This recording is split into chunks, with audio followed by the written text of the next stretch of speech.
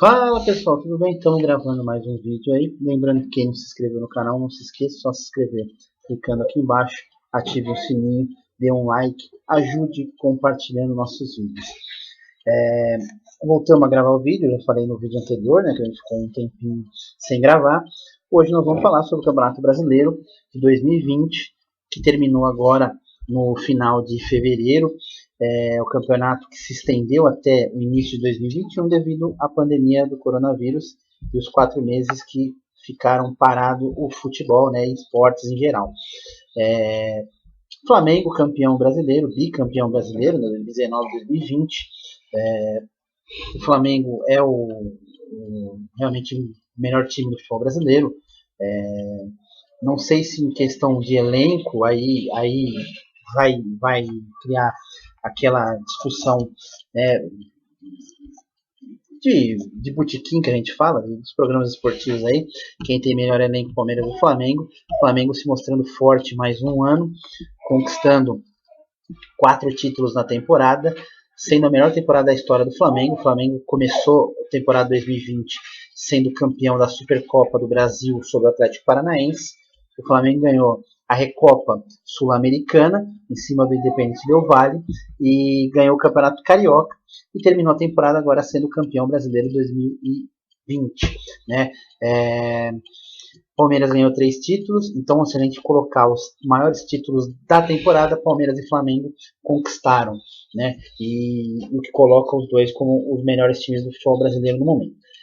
Questão de jogo, de time de 1 a 11, o Flamengo é melhor. O Palmeiras tem mais jogadores que podem decidir os jogos, né? O Palmeiras tem um coletivo muito forte, o Flamengo tem um individual muito forte.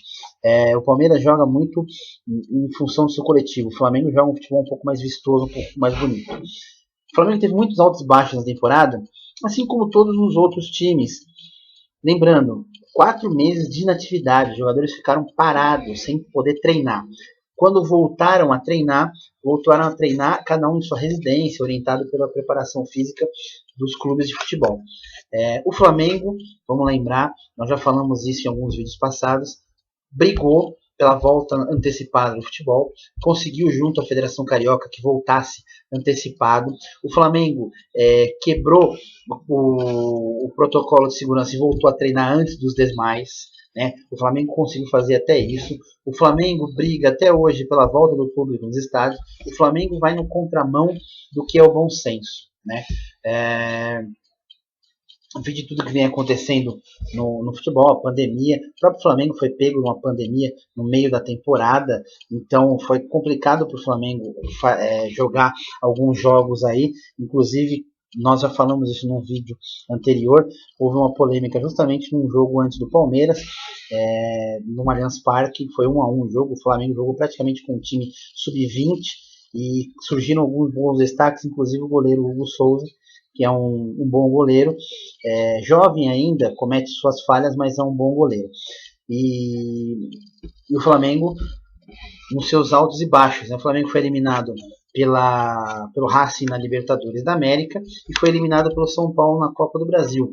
Aliás, o São Paulo, que liderou boa parte do Campeonato Brasileiro e chegou até 7 pontos de vantagem do segundo colocado, já praticamente cravando o título, porque na altura que o São Paulo começou a perder força, nunca tinha um campeão perdido um título depois de adquirir 7 pontos de vantagem na 33ª rodada.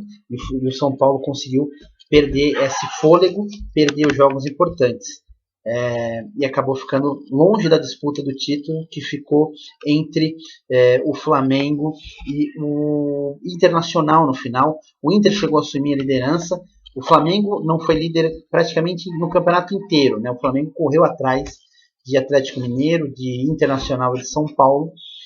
Na penúltima rodada, na 37ª rodada, o Flamengo assume a liderança ao vencer o Inter no Maracanã. Jogo com muita polêmica. Lembrando que o Rodinei, que é o lateral, que vem fazendo uma boa temporada pelo Inter, está emprestado pelo Flamengo e existe uma cláusula contratual que teria que pagar R$1 milhão para o Rodinei poder jogar aquela partida. Um torcedor colorado doou para o Internacional R$1 milhão. fez uma doação para o Internacional. Com isso, o Internacional pagou a multa e o Rodinei entrou em campo naquela partida.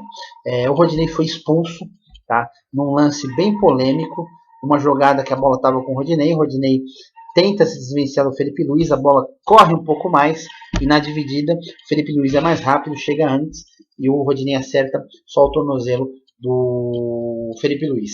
A princípio o árbitro não deu vermelho, foi cartão amarelo, o VAR o chamou e para isso foi vermelho. Aí nós vamos ter que voltar várias rodadas atrás, jogo do Palmeiras e Flamengo no Mané Garrincha, segundo turno, uma jogada que o Gabriel Veron do Palmeiras estica a bola e o Bruno Henrique entra direto no tornozelo, um lance muito parecido com o do Rodinei, sequer o juiz deu falta, sequer o VAR chamou para dar cartão vermelho.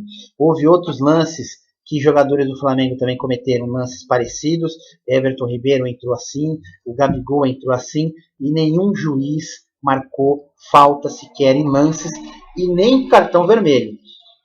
Aí começou a discussão do Varmengo, né, que a gente fala, o VAR ajudando o Flamengo. Se a gente analisar o jogo, só o contexto geral do jogo, o Inter sequer conseguia grandes ações ofensivas contra o Flamengo. O Flamengo dominou o jogo amplamente. Lógico que com a expulsão, o Inter saiu 1-0 na frente num pênalti muito bem marcado pelo árbitro. Depois da expulsão, lógico, com 10 jogadores, a força do Flamengo é maior, um time melhor tecnicamente, foi muito superior ao Inter. Já era superior 11 contra 11, 10 contra 11, ficou mais fácil. O Flamengo chegou ao segundo gol. Inclusive, o juiz teve que anular um gol legítimo do Pedro, porque senão seria 3-1. E tinha jogo para fazer 4-5 o Flamengo, devido ao nervosismo do Internacional. O Flamengo é um time um pouco mais acostumado a decisões do que o Inter, um time um pouco mais cascudo, conseguiu dar esse ímpeto em cima do Internacional. E o que aconteceu foi que o Inter reclama até hoje desse lance, principalmente desse lance aí que determinou a derrota do Internacional. Foi preponderante, porque 11 contra 11, lógico, o Flamengo jogando melhor, tendo um time melhor, possivelmente pudesse ganhar o jogo também, né? A gente está colocando uma suposição, mas a gente fala o que aconteceu no jogo. O jogo aconteceu isso. Provavelmente, pelas circunstâncias do jogo, talvez o Flamengo vencesse o Inter, né? Afinal, era um grande jogo, o Flamengo vinha jogando melhor, poderia vencer o jogo normalmente. Mas é um lance que houveram vários lances similares, né? Não vai falar que são diferentes, são iguais durante o campeonato, que a arbitragem e nem o VAR chamou para expulsão, e nesse lance, que é um lance capital do jogo, foi chamado para expulsão. Bom, aí vamos para a última rodada do campeonato. O São Paulo já tinha sido eliminado, o Atlético Mineiro sido eliminado. O Atlético Mineiro, aliás, começou com muita expectativa no começo do campeonato. Jorge Sampaoli, que fez um excelente campeonato com o Santos em 2019, assumiu o Atlético Mineiro. O Atlético Mineiro investiu alto, pesado, contratações fortes para ser campeão brasileiro, e o Atlético perdeu força já no meio do campeonato. Era um time que fazia altos e baixos, era um time que goleava um e tomava uma goleada de outro, né? Era um time muito bipolar e muito inconstante, e perdeu jogos assim absurdos. Empatou 0-0 com o Sport dentro do Mineirão, né? Tomou uma chacoalhada do Palmeiras no Allianz Parque 3-0, quando o Palmeiras ainda estava sem treinador. Tinha caído o Vanderlei Luxemburgo e tomou uma chacoalhada do Palmeiras nesse jogo aí. Enfim, perdeu alguns jogos que não podia perder, perdeu principalmente para times de baixo, que estavam brigando pelo rebaixamento, acabou perdendo para Vasco, por exemplo, sabe? Realmente era um time que começou com uma expectativa muito grande de brigar pelo título e ficou fora muito rápido da disputa do título. O São Paulo, como eu falei, ficou bastante tempo na liderança do campeonato. Inclusive, o Flamengo não venceu o São Paulo. O Flamengo perdeu os 2 jogos para o São Paulo, tomou uma goleada dentro do Maracanã, 4-1 e perdeu na última rodada 2-1 para o São Paulo, mas os resultados da rodada fizeram o Flamengo ser campeão. O Flamengo começou o ano brigando para ser o bambambam da temporada. Jorge Jesus ainda treinador, o Flamengo era o grande time da temporada, ganhou a Supercopa do Brasil, ganhou a Recopa, ganhou o Campeonato Carioca, ganhou a Taça Guanabara e perdeu a Taça Rio, mas mesmo assim acabou ganhando o Carioca do Fluminense e começava o Campeonato Brasileiro com muita expectativa. Nesse meio tempo, Jorge Jesus deixa o Flamengo, preferiu voltar para Portugal, voltar para o Benfica, e o Flamengo ficou sem rumo. Determinou-se que eles gostariam de manter um treinador estrangeiro e para isso colocaram Raymond Domenech.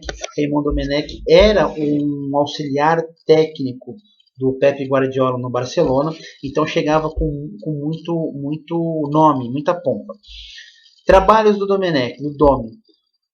Time da Major League Soccer que não ia bem, era um time do New York, Red Bull que não ia muito bem, era um time que estava tropeçando muito na temporada e mesmo assim o Flamengo o contratou. Com o Domi, o Flamengo fez grandes partidas, mas fez partidas horrorosas, por exemplo, aquele 5-0 que tomou o Independente Del Valle pela Libertadores da América, e esse 4-1 no Maracanã contra o São Paulo também foi um resultado bem avassalador. Cai o Domi, né, o espanhol, e o Flamengo resolve buscar um treinador nacional. Vai buscar o grande ídolo são paulino, Rogério Ceni. Rogério Ceni, que vinha fazendo um grande trabalho pelo Fortaleza, já tinha tido uma experiência em 2019, largando o Fortaleza e assumindo o Cruzeiro, e caiu do Cruzeiro também, não conseguiu segurar aquele elenco fortíssimo do Cruzeiro, um elenco muito difícil de lidar, e não seria diferente no Flamengo. A estreia do Rogério Ceni vai bem numa Copa do Brasil contra o São Paulo, e o São Paulo elimina o Flamengo do Rogério Ceni. O Rogério Ceni, inclusive, que não tinha um contrato, mas assim, tinha mais ou menos conversas avançadas com o Júlio Casares, que era um dos candidatos à presidência do São Paulo no ano passado, e ele tinha como grande ideia trazer Rogério Ceni para ser o treinador do São Paulo. Lembrando que o Rogério foi treinador do São Paulo, o Leco derrubou ele, e o Rogério falou várias entrevistas que sempre colocaram o nome do Rogério no São Paulo de volta. Ele sempre dizia, com o Leco não, né? Com o Leco ele não voltaria para o São Paulo, mas com o Júlio Casares, que estava colocando uma ideia de um plano para levantar o São Paulo, era uma ideia bem plausível. Mas o Flamengo foi lá e contratou o Rogério Ceni antes do São Paulo. Bom, São Paulo elimina da Copa do Brasil o Flamengo e sobra para o Flamengo apenas o Campeonato Brasileiro. O isso já tinha perdido para o Racing a Libertadores da América. E aí fica fácil, o Flamengo tinha um elenco muito forte, um time muito forte, mas teve um grande problema que foi lesões. O Flamengo teve muitas lesões nessa temporada, teve que jogar muito improvisado, principalmente na defesa. O Rodrigo Caio ficou muito tempo parado, e o Flamengo ameaçava chegar, mas não chegava. Ameaçava chegar e não chegava. Com a queda de rendimento do São Paulo, é que Flamengo e Inter começaram a se desgarrar um pouco e assumiram a ponta da tabela. Até o jogo, até a 36ª rodada, o São Paulo ainda tinha uma porcentagem de chance de ser campeão, né? Só que o jogo contra o Palmeiras, no Morumbi, acabou de vez com a chance do São Paulo ser campeão. O Palmeiras empatou no último lance do jogo e esse empate tirou completamente o São Paulo do campeonato. Era 1% de chance, mas existia 1% de chance do São Paulo ser campeão. E é impressionante o que acontece com o São Paulo, né? A gente lembra em 2014 aquela frase do Aidar, né, presidente do São Paulo, dizendo que o Palmeiras se apequenava, e hoje a gente vê o São Paulo muito pequeno, muito resignado, e com nova diretoria, nova presidência, o Júlio Casares assumiu, perdeu o Rogério Ceni para o Flamengo, já era um contato que estava meio alinhavado aí, mas contratou o Hernan Crespo, que é um treinador revelação, ainda sem grande expressão, mas campeão da Copa Sul-Americana 2020 pelo Defensa e Justiça, né? Defensa e Justiça, que participou da Libertadores da América no grupo do Santos, acabou sendo eliminado, ficou em terceiro, com isso foi para a Sul-Americana e acabou sendo campeão da Copa Sul-Americana. São Paulo contratou Hernan Crespo, que começou a trabalhar só no Campeonato Paulista. Na última rodada, o Flamengo tinha 2 pontos de vantagem para o Inter, tinha assumido a liderança na rodada 37 e jogava com o São Paulo no Morumbi, enquanto o Inter enfrentava o Corinthians já sem aspiração nenhuma, já sem chance de Libertadores, sem risco de queda, e era um jogo que teoricamente seria mais tranquilo. Vale lembrar que muita gente, a gente participa de grupo, rede social, tudo, muita gente falando, o Corinthians jogou a vida nesse último jogo, se jogasse assim o campeonato inteiro tinha chance de ir para a Libertadores, brigar por... Esse jogo valia muito para o Corinthians em razão de um jogo em 2007. O Inter e Corinthians tem uma rivalidade muito forte, lembrando aquele lance do Tinga em 2005, que ele foi expulso pelo Márcio Rezende de Freitas, num carrinho do Fábio Costa na área. O Inter acabou perdendo aquele título. O campeonato que houve, as voltas dos jogos, né, voltaram 11 jogos, em vez de ou seguir o campeonato ou voltar o campeonato inteiro, voltaram só 11 jogos.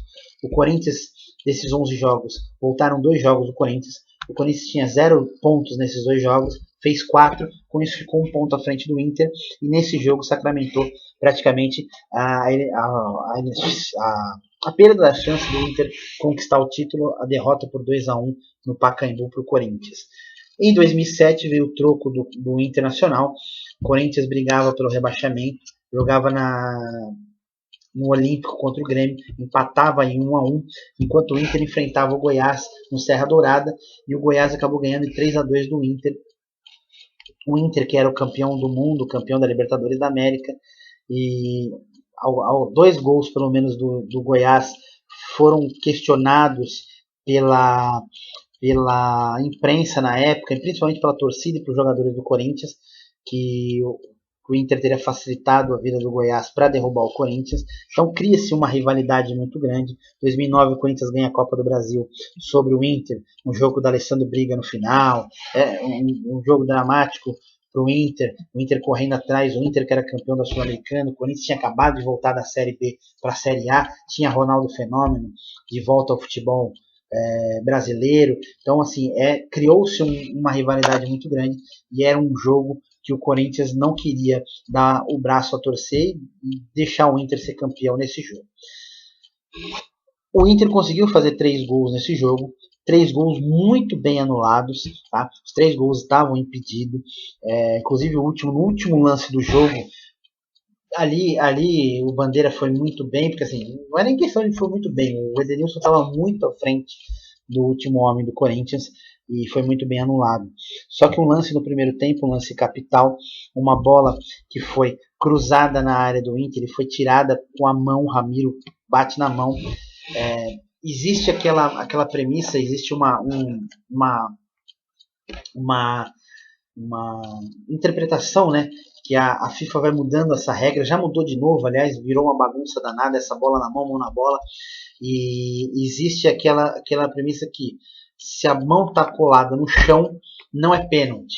Mas aí nós vamos lembrar 2 lances em 2001 e 2018, 2 lances em 2019, final da Copa América, Brasil e Peru, bola cruzada na área do Brasil, Thiago Silva dá o carrinho com a mão no chão, a bola bate no braço dele, o VAR marca o pênalti, e depois no Campeonato Brasileiro, Grêmio e Flamengo, que fizeram grandes jogos naquele ano, um lance também na área do Grêmio, o Gabigol vai cruzar a bola, o zagueiro do Grêmio está com a mão no chão, carrinho, mão no chão, bola bate nele, pênalti. Então nós fomos de 2 lances que o VAR interpretou que foi pênalti. Um lance igual, num jogo valendo o título, que poderia dar o título do Inter, lembrando que o Flamengo perdia o jogo no Morumbi para o São Paulo por 1-0. O juiz marca o pênalti, o VAR chama o árbitro vai até a cabine do VAR e anula o pênalti. é um lance que é capital. O lance do Rodinei, lá atrás, também é um lance complicado, um lance que é difícil da gente analisar a interpretação. Ah, mas ele acertou o tornozelo. Sim, Bruno Henrique, Gabigol e outros jogadores do Flamengo acertaram o tornozelo de outros jogadores e sequer receberam falta. Né? Esse lance o juiz deu falta, deu cartão amarelo, o VAR chama e o juiz expulsa. Nesse último jogo, um pênalti ali era um pênalti. Ah, o Cássio podia pegar? Sim, o Cássio podia pegar. Ah, a bola podia ir para fora na trave? Sim, poderia. Não é porque é pênalti que é 100% de certeza de gol, mas é uma chance maior de gol, porque é uma bola parada, uma distância curta, jogadores que treinam para isso daí. E lembrando, Morumbi 1-0 São Paulo. O juiz não dá o pênalti, o jogo se enerva, o Inter se enerva, o Inter começa a dar chuveirinho na área, começa a colocar um monte de atacante, a bola não consegue nem chegar direito na mão do Cássio. O Cássio não faz grandes intervenções no segundo tempo. O Flamengo empata o jogo no Morumbi 1-1 para dar um pouco mais de dramaticidade. Logo em seguida o São Paulo faz 2-1 e o Inter pressionando, acaba o jogo 0-0. Lá o Flamengo perde 2-1, Flamengo campeão. O Inter lamenta muito, reclama muito desses lances, mas principalmente o lance do pênalti. O pênalti é capital e o pênalti foi decisivo. Se houve assim, vamos dizer, houve um erro, ponto. Agora, se esse erro houve por influência para o Flamengo ser campeão brasileiro, aí a gente já não pode dizer, aí a gente estaria acusando sem prova nenhuma. Mesmo que a gente veja o áudio do jogo, a gente vai supor que foi roubado para dar o título para o Flamengo. Lógico que tiveram lances estranhos do campeonato, todos os times foram prejudicados e foram ajudados. O Inter mesmo no jogo contra o Vasco teve um gol ilegal, irregular, que foi dado porque houve um problema com o VAR por causa da sombra do campo, segundo os especialistas, que o VAR não conseguia determinar a linha porque não conseguia calibrar. A sombra do campo atrapalhou ali e o VAR e o árbitro deram um gol irregular. Né? Então o Flamengo também houve jogos que foi prejudicado, enfim. Mas se a gente analisar, colocar na balança, o Flamengo houve mais ajuda do que erros contra, né? Erros a favor do que erros contra. O que coloca muito essa história do torcedor de o Flamengo foi ajudado, o Varmengo, tal. A gente sempre brinca com isso daí, que aí é torcedor. Aí vem outra máxima que deu polêmica e dá polêmica. O Flamengo tem 6 títulos, ganha mais um, vai para 8. O Flamengo insiste em colocar o 87 como campeão. Nós já falamos isso na Copa União, no vídeo da Copa União. Quem não viu ainda, vai lá no canal, dá uma assistida no vídeo, que lá tem explicação de todo o imbróglio da Copa União. O Sport ganhou nas 3 instâncias o direito de se declarar campeão brasileiro de 87. Em 1988, o Sport e o Guarani foram os representantes do Brasil na Taça Libertadores da América, indicados pela CBF. À época, o Flamengo não fez o mínimo esforço para tentar ir para a Libertadores da América. Lembrando que os times não ligavam muito para a Libertadores da América. Os times brasileiros não gostavam muito de participar dessa competição. Né? Era uma competição que não tinha quase televisão. Os times brasileiros iam para fora, apanhavam. Era um negócio muito complicado de jogar. Então não fizeram nenhuma questão.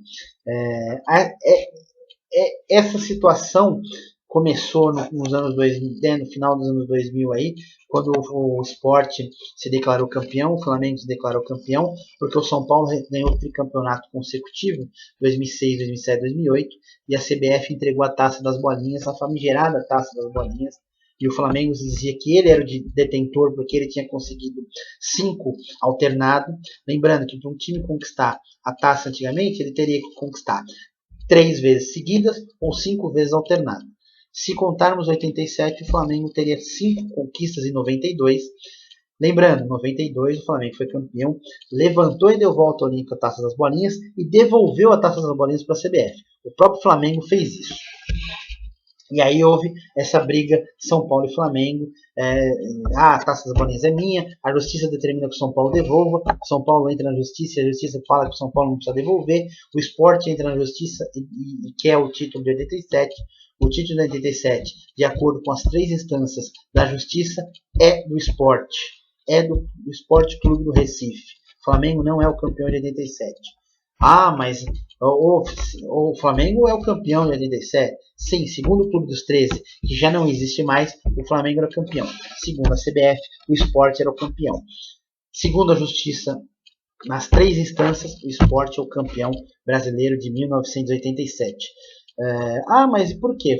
Eu falo no vídeo da Copa União, mas eu vou dar só uma refrescada. A CBF não tinha condições de arcar com o Campeonato Brasileiro. Os clubes se uniram, criaram o Clube dos 13 e criaram o módulo verde do Campeonato Brasileiro. A CBF então ficou com o módulo amarelo e o módulo azul. A Coca-Cola bancando o patrocínio do campeonato, bancando a maior parte dos times do campeonato, praticamente todos os times, tirando 2 ou 3 que não tinham patrocínio da Coca-Cola. Só que na hora de bater o martelo, a televisão exigiu o cruzamento entre os grupos, senão não haveria campeonato. A CBF não haveria campeonato pela CBF e não haveria campeonato pela televisão à época. Por quê? Porque o Clube dos 13 boicotou alguns clubes, por exemplo, o Guarani, que era vice-campeão de 86, estava na segunda divisão em 87. Né? Portuguesa de Esportes, segunda divisão de 87. Então tinha algumas coisas que não cabiam ali. E aí o Clube dos 13 mandou um representante deles, que era o Eurico Miranda, e o Eurico Miranda assinou que deveria o módulo verde cruzar com o módulo amarelo. Os campeões do módulo verde não aceitaram cruzar com o módulo amarelo. O Sport e o Guarani jogaram mais uma vez e o Sport se sagrou campeão brasileiro de 87. Foram os 2 representantes da competição. Tá? Então, para efeito CBF e efeito de justiça, nas 3 instâncias, o Flamengo conquistou o heptacampeonato brasileiro, é o 7º título brasileiro, o 11º título nacional de sua história, ficando assim, segundo lugar, atrás do Palmeiras. Né? Mas essas coisas não podem. Acontece, o Brasil não é um país certo, a gente vê a nossa política, a gente vê a situação. O futebol não é igual, a cartolagem cada vez mais bagunçada, a arbitragem muito bagunçada. Você vê, olha a bagunça que foi o campeonato. Flamengo e Palmeiras, que é os times mais fortes, a CBF não ajudou nenhum nem outro. O vice-presidente da CBF falou aquela bobagem do Palmeiras, que o Palmeiras é culpado pela situação de não conseguir recuperar os atletas porque ele quis disputar todas as competições. Ora bolas, a CBF cria as competições, coloca os times e o time não pode disputar as competições, ele tem que ser eliminado, porque assim, quer dizer, são coisas que os filiados têm que sofrer. Palmeiras e Flamengo sofreram bastante, tanto com o coronavírus quanto com a sequência de jogos desgastante, viagem desgastante, mas são os 2 melhores times da temporada. Flamengo campeão brasileiro, Palmeiras campeão da Libertadores, da Copa do Brasil, e o ano que vem, agora mesmo, 11 de abril, eles decidirão a Supercopa do Brasil, acho que muito provavelmente em Brasília, como foi o ano passado, Flamengo e Atlético Paranaense. Lembrando que quem não se inscreveu no vídeo, não se esqueça, é só se inscrever clicando aqui embaixo, ative o sininho, dê um like, ajude compartilhando nossos vídeos. Espero que vocês tenham gostado. Até o próximo vídeo.